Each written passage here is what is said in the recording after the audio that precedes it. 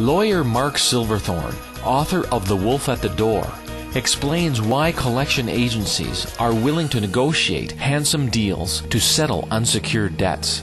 But does that mean that the collection agency might be more open to negotiation if they only purchased it at a fraction of its original cost? Most purchased debt is probably going to be 3 or 4 or 5 years old. Right. And in those circumstances, the collection agency might have paid, half a penny or a couple cents on the dollar for it. Okay. Now, they're probably, they would like to be able to collect 100 cents on the dollar. Mm-hmm. They may be willing to accept 50 cents on the dollar, and there may be situations where they'll accept 5 cents on the dollar. And under which circumstances would they, let's say, assume 5 cents on the dollar?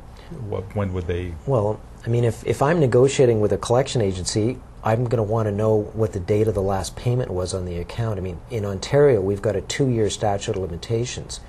If you've got unsecured consumer debt, so we're talking about things like credit cards, right, unsecured loans, lines of credit, things like that. Mm-hmm. If the date of your last payment was over 2 years ago, right, if your creditor were to sue you, you would have a valid defense, and so they would not be able to successfully sue you. Because as far as the legislation says that it doesn't exist, is that what you're saying? No, the debt exists. It's right, just that you have an affirmative defense, the expiry of the Ontario's limitation. Okay. So let's say it's 2.5 years old. I owe, I don't know, let's say $10,000.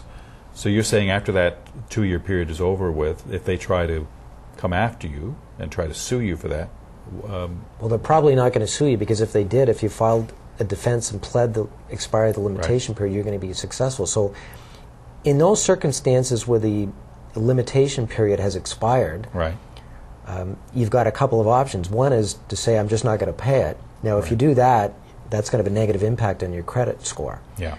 What you're probably better off to do is just make a lowball offer of, 15 or 10, 15 cents on the dollar for a lump sum payment, and just tell them take it or leave it. Really? I wonder how many people know that. I know you know that. But I guess if you bought my book, you probably know about it. Right. But the vast majority of people would assume that they're receiving these calls because they feel that they owe the money, and most people would feel responsible in terms mm-hmm, of repaying debt that they have accrued on. And so, to tell me that I only may have to pay 15 cents on the dollar, that's incredible. Now, under certain circumstances, you can they might be prepared to take a lump sum payment.